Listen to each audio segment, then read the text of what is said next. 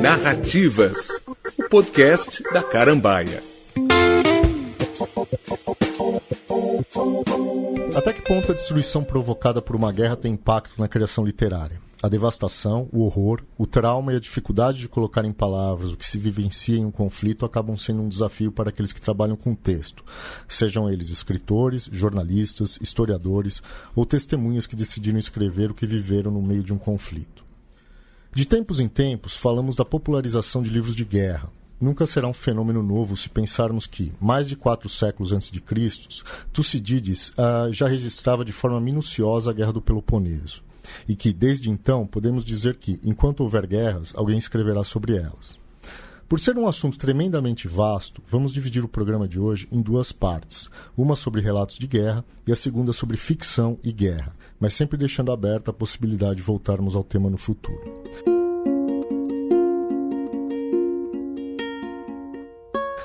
Gravamos hoje a primeira parte do Segundo Narrativas, um podcast da editora Carambaia que tem como proposta discutir diferentes temas da literatura, do mercado editorial e principalmente de nossas vivências de leitores. Eu sou Fabiano Cury, editor da Carambaia. Estou aqui no estúdio com Patrícia Campos Melo, repórter especial e colunista da Folha de São Paulo, onde escreve sobre economia, relações internacionais e direitos humanos. É comentarista das TVs Band e Band News. Foi correspondente em Washington, no jornal Estado de São Paulo, de 2006 a 2010. Fez cobertura sobre a crise econômica nos Estados Unidos e as eleições americanas de 2008, 2012 e 2016. Cobriu a guerra do Afeganistão em 2009, junto de tropas americanas. Cobriu também os atentados de 11 de setembro em Nova York em 2001. Esteve diversas vezes na Síria, Iraque, Turquia, Líbia, Líbano e Quênia, fazendo reportagens sobre os refugiados de guerra. Recentemente ela publicou pela Companhia das Letras o livro Lua de Mel em Kobani, que conta a história de um casal sírio que sobreviveu ao cerco do Estado Islâmico na cidade de Kobani, na Síria. Também aqui está Antônio Cherchenesky, escritor e tradutor. É autor, entre outros, de As Perguntas, Companhia das Letras 2017, e F, da editora Rocco 2014, finalista do Prêmio São Paulo. No momento ele está terminando o doutorado dele em Teoria Literária da USP. O Cherchenesky é um grande leitor de guerra e vai também falar um pouco sobre ficção e guerra aqui com a gente.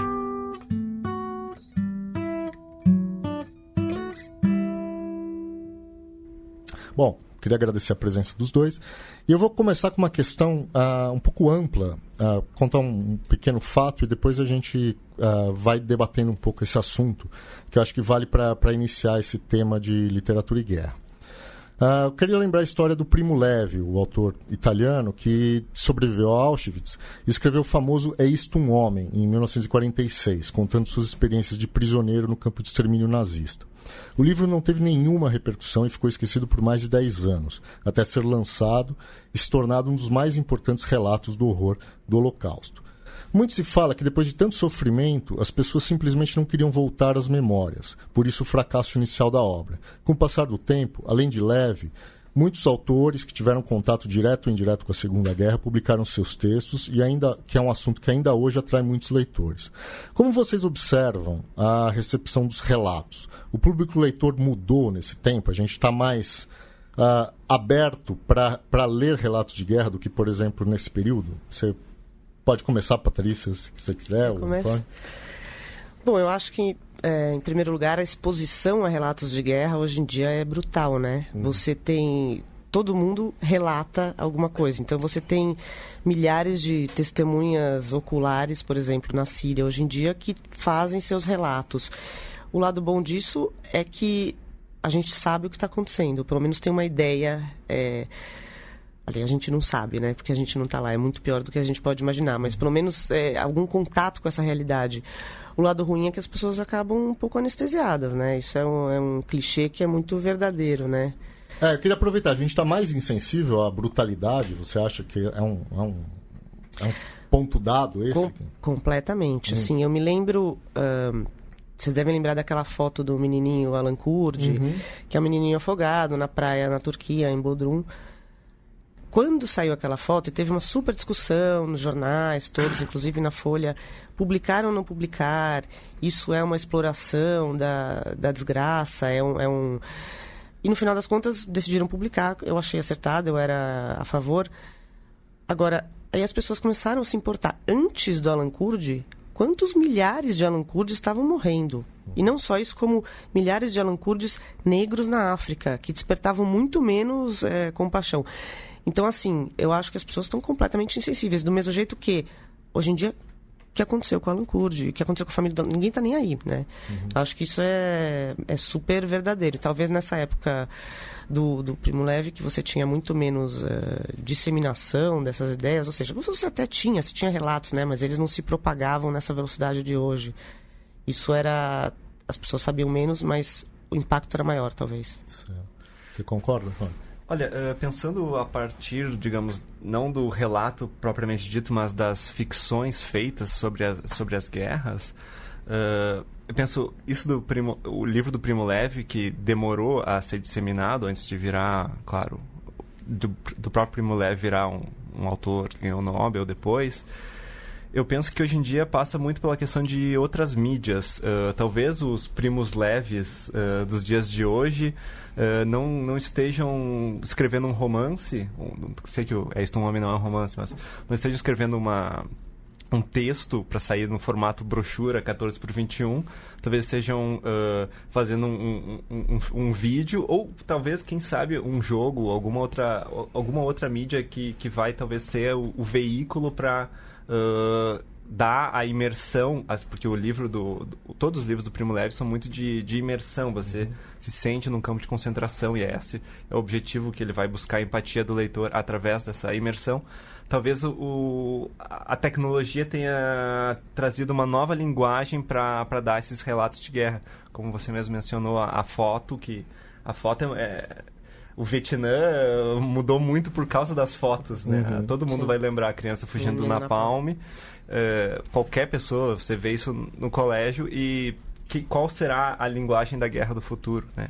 A decidir. Certo.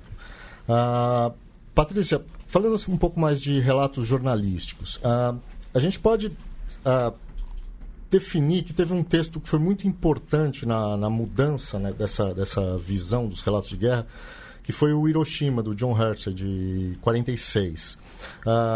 Ele, pela primeira vez, o que se fala muito desse texto é que pela primeira vez um livro mostrou o sofrimento do outro lado, o sofrimento do inimigo. Esse ângulo acabou voltando com muita força na Guerra do Vietnã, que o Antônio acabou de comentar. E aí, a partir daí, a cobertura jornalística no Vietnã foi fundamental para a pressão interna no próprio país, para que a guerra acabasse. Você acredita que hoje esse posicionamento dos jornalistas recebe muita atenção dos governos e do público? Como é que isso funciona? Esse papel do jornalista na guerra, que até então ele não era uma coisa muito... Era um detalhe, quase não aparecia. O papel do jornalista é de mostrar o ponto de vista do outro lado, ou das vítimas. Sim, de começar a tentar mostrar um papel mostrar um cenário mais amplo, não só o do seu lado, do lado do jornalista, mas também o outro lado, e as pessoas acabarem vendo esse tipo de sofrimento. Você acha que hoje o jornalista tem muita atenção? Ele acaba até sendo muitas vezes cobrado.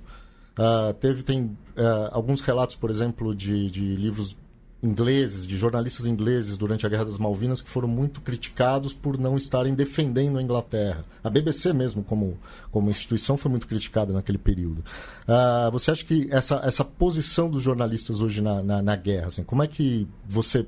Olha, ele é um ser ali isolado, que está só relatando, ele tem um lado, como é que funciona? Então, eu acho que como em outros relatos jornalísticos, isenção não existe.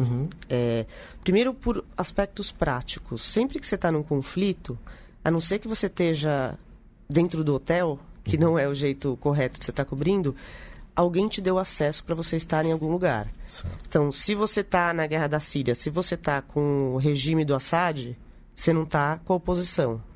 Se você está com a oposição, você não está com outro. Se você está com os curdos, você não está com o Assad. E ninguém está com o Estado Islâmico, no caso. É um lado que fica mal coberto nesse caso. Então, obviamente que no momento em que você está cobrindo, o momento em que você está com esse lado, inevitavelmente você desenvolve simpatias por esse lado. Por exemplo, por que o governo americano se não inventou, acentuou essa coisa do embed, que é você embutir os jornalistas na tropa. Isso era um lance de relações públicas. É assim, se a gente colocar os caras aqui dormindo, acordando, saindo em missão, tomando bomba na cabeça com os soldados, eles vão ficar muito mais simpáticos à nossa causa. E, de fato, isso aconteceu.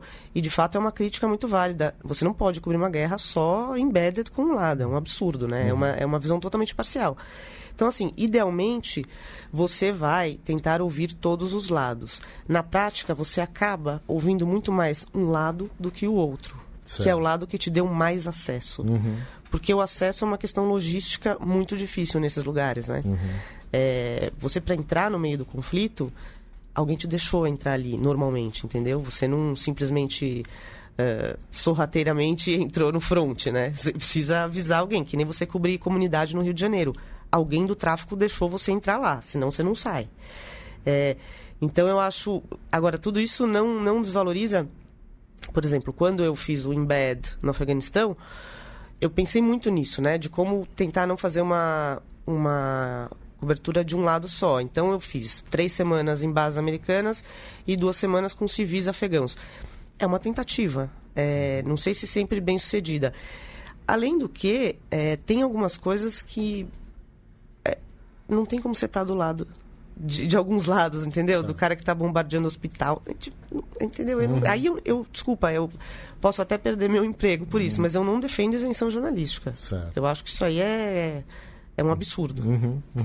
E até pegando um pouco no ponto que a gente colocou antes, dessa... talvez que você falou um pouco dessa insensibilidade que tem se criado hoje em relação à violência. Teve, acho que também um outro marco importante foi o genocídio de Ruanda, né? Que foi uma coisa que passou batida, era apresentado da mídia como uma... era um bloquinho. Hoje em Ruanda... Mais uma guerra na África. O pessoal está se matando. E depois, quando vieram os livros... De jornalistas como o Gurevitch, o Hatzfeld, eles publicaram e as pessoas olharam para aquilo lá e falaram, nossa, mas isso aqui aconteceu mesmo, né? Estava acontecendo, tinha acontecido alguns anos antes.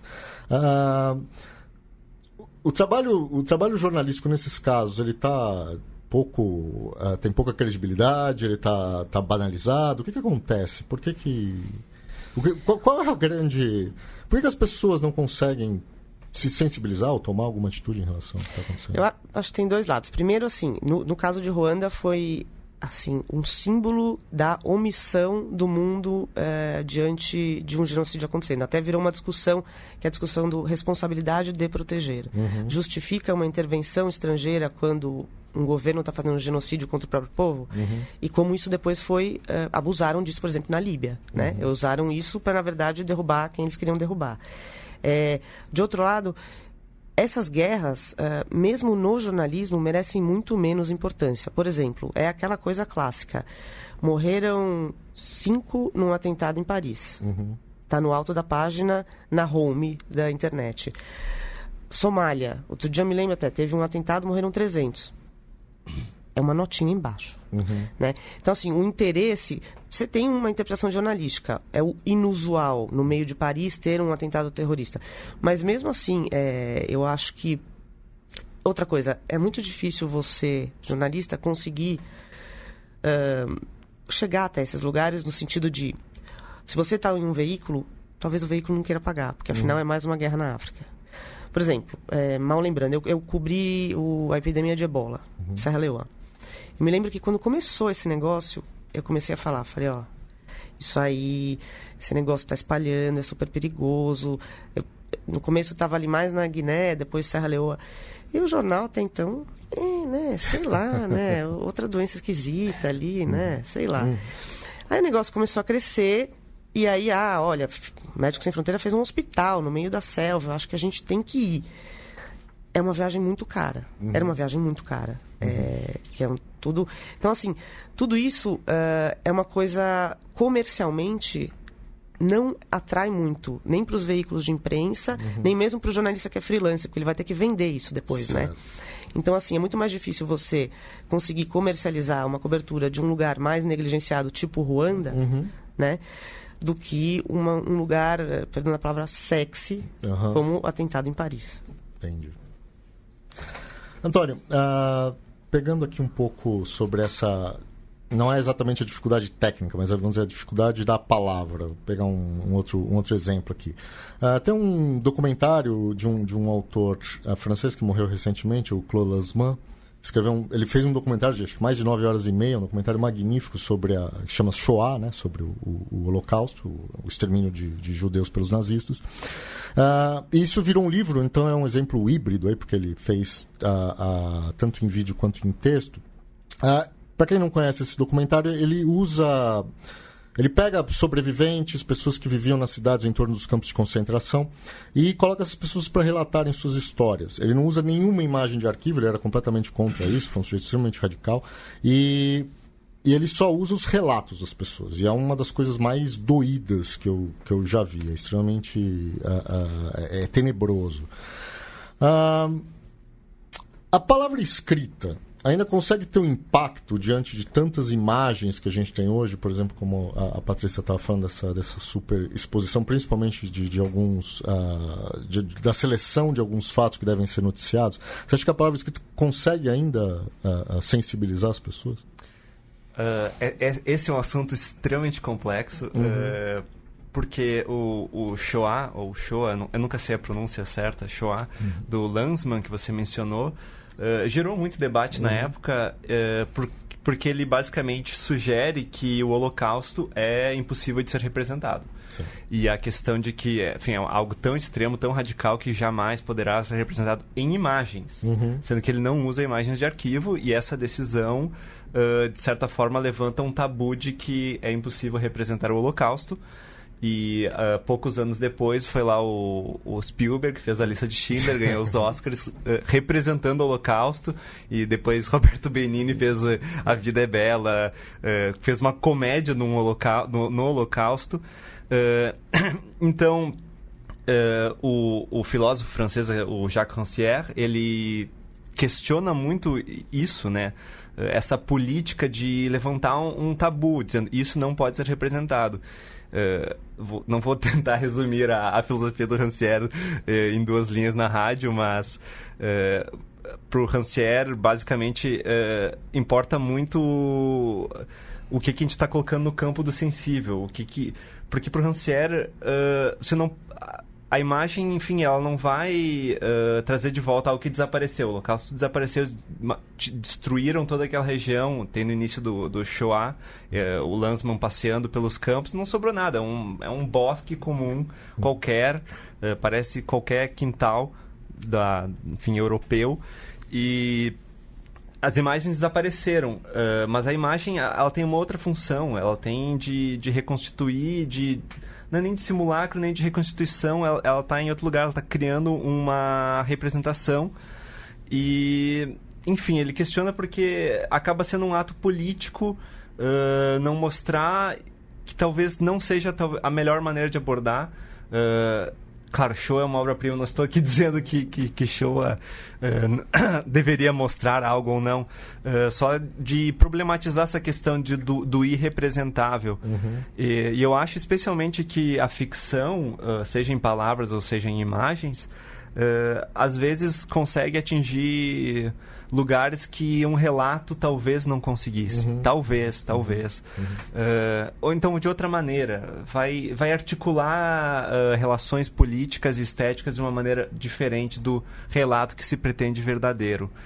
E pensando isso do poder da linguagem... Bom, enfim, eu trabalho com palavras... Infelizmente, para minha conta bancária, eu trabalho com palavras. E como todo mundo sabe, as palavras hoje em dia parecem cada vez mais uma coisa do século XIX, datada. Obviamente, eu defendo muito... ainda no fator Holocausto, eu penso no livro As Benevolentes, do Jonathan Littell, que é um escritor francês que resolveu fazer um romance de ficção que é narrado do ponto de vista de um carrasco nazista que trabalhou nos campos de concentração. É um livro muito impactante e eu fico pensando, esse tipo de narrativa não seria possível em nenhuma outra forma de mídia. ele obriga você a ler os pensamentos de uma pessoa. E quando você está lendo aqueles pensamentos estão dentro da sua cabeça. E é como se você estivesse dentro da cabeça de uma pessoa. Isso o cinema não faz, isso a música, o videogame, a arquitetura, nenhuma outra arte vai fazer. E é muito impressionante que, não vou citar de cabeça, mas no primeiro capítulo, acho que a primeira frase é tipo, olá, colegas humanos, olá, irmãos humanos. E mesmo que se a pessoa não estiver disposta a encarar as 1000 páginas das Benevolentes, o primeiro capítulo ele delineia a tese central do livro, que é a seguinte: eu sou uma pessoa como você, enfim, eu sou um genocida horrível, Satã na Terra, mas eu sou como você, eu sou um ser humano. E eu fiz essas coisas. E, enfim, é aquela velho discurso da... aquele velho discurso da banalidade do mal. E o próprio Eichmann aparece ironicamente lá e ele interage com figuras históricas. Mas é isso. Ele vai tentar te convencer de que o fascismo está sempre ali dentro de nós, prestes a germinar, não interessa a nossa cultura.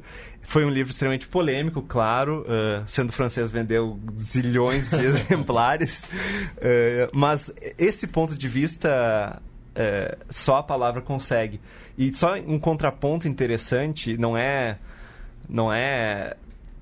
Obviamente eu vou defender a literatura e o poder da palavra, mas eu acho muito interessante experimentos em outras linguagens muito incomuns. Eu penso, eu jogo muito videogame, e eu penso no This War of Mine, que é um jogo do leste europeu sobre a experiência de guerra baseado em Sarajevo, que você joga como civis. Civis no meio de uma guerra, que tem que se preocupar com falta de comida, infecção num ferimento. Então você pode ir num hospital abandonado, daí às vezes está passando fome, você precisa... roubar comida de um velhinho e coisas assim para poder sobreviver. É um jogo. E o jogo vai te colocar então numa posição ativa, que a literatura não vai poder obviamente colocar. Você vai ter que clicar, você vai ter que optar entre roubar um velhinho ou passar fome. E esses questionamentos morais é só uma mídia nova que o videogame poderia permitir. Então, também não deixa de ser interessante, a gente não pode negar o poder de novas mídias em causar reflexão e sobre assuntos tabus. Posso acrescentar uma coisa? Claro, por favor. Eu queria falar de relatos que a gente estava falando do John Hersey de Hiroshima, e que tem a ver com essa coisa também de outras mídias, né?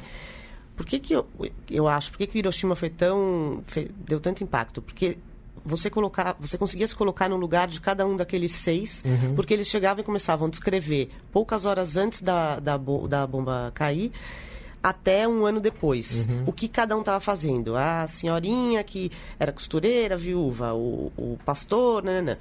Então, fosse quem você fosse, você podia ser um ocidental pastor que nem o pastor, ou ali, você não ia ser, sei lá, você conseguia ver diversos pontos de vista, mas exatamente o que estava acontecendo, o que cada pessoa viu naquele momento, o que estava na frente dela, né? E, por exemplo, quando a gente fez aquela série Mundo de Muros, uma das coisas, por que as pessoas normalmente têm uma insensibilidade? Porque elas não conseguem entender onde está o outro. Então, assim, por que o venezuelano está indo para Roraima? Porque ele quer? Não, então, por exemplo, uma das coisas que a gente fez nesse negócio dos muros a gente fazia imagens 360 graus do lugar onde as pessoas refugiados moravam. Então, assim, no Quênia, o pessoal que estava fugindo da Somália para o Quênia, onde eles moravam? A gente ia dentro daquela cabana deles mostrar exatamente o que era a casa do cara, que era basicamente nada. Era um chão duro. Os caras que estão na Sérvia tentando cruzar para a Hungria. Onde eles ficam? Eles ficam escondidos no meio do mato, esperando o telefonema do coiote para atravessar. Como é que é? Eles estão acampados, eles estão ali fazendo um pão chapati, porque os caras são paquistaneses. Né? Então, acho que essa coisa, seja por um relato que você consiga se pôr exatamente no lugar da pessoa, ver o que ela está vendo e, no caso do relato escrito, sentindo, né? No caso do relato visual, é difícil, mas ou nessa coisa de você ter um vídeo um pouco interativo, de ter um 360 graus que você possa ali e ver de onde vem essa pessoa. Acho que, sei lá, isso é importante. Que acaba gerando uma empatia. Exatamente, né? que é a palavra básica. Porque até pegando o caso do seu livro, por exemplo, Lua de Mel em Kobani, você tem a gente cansa de ver imagens sobre conflitos no Oriente Médio, que muitas vezes a gente não consegue nem discernir ali quem é quem, que país que está acontecendo, etc. Aí quando pega um livro como o seu, em que há uma contextualização política, que é um ponto importante para você tentar entender ali algumas raízes do conflito, etc. Mas aí há como você fez, você coloca ali 2 personagens centrais, que no caso são 2 jovens, mas poderiam ser, poderia ser um professor, poderia ser qualquer uma pessoa, como você falou do Herzog. Isso acaba gerando no leitor uma identificação com aquelas pessoas. Fala, não, peraí, tem pessoas ali que vivem suas vidas, que têm o seu trabalho, etc. São pessoas. Uhum. E você começa a se colocar no lugar daquilo lá e se imaginar como seria a minha vida, eu aqui na minha casa, se tivesse caindo bomba aqui, se tivesse alguém ameaçando entrar e matar toda a minha família. Exato. Se você simplesmente tivesse nascido em outro lugar. É simples assim. Certo.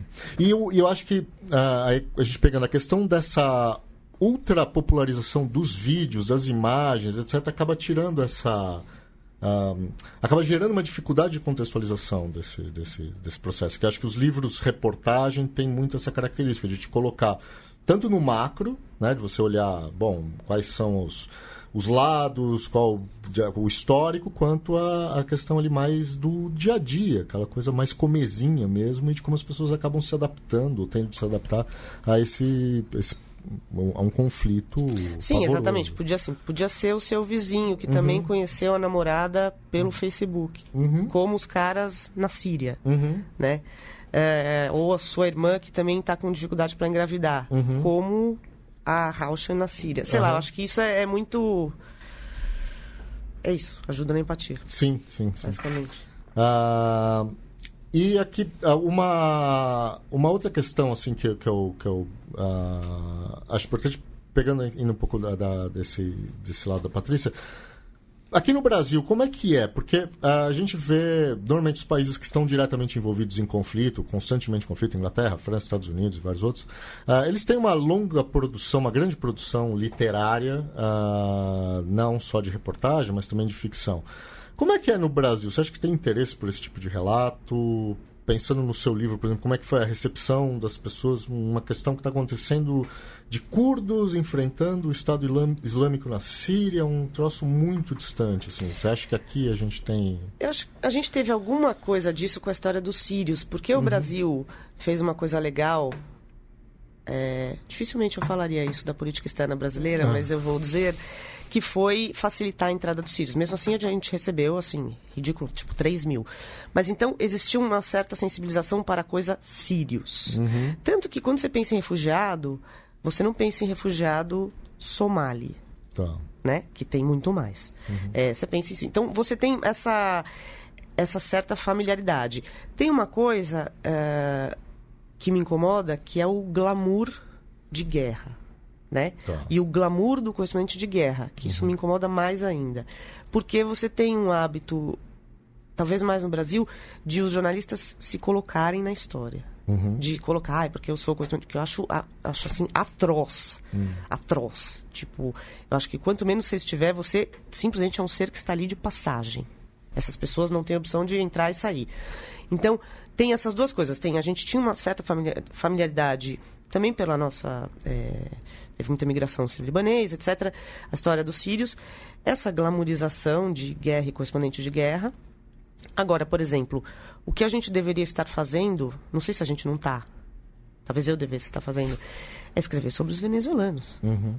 Que é isso, é muito menos glamuroso, mas este é o nosso problema de crise humanitária e refugiado.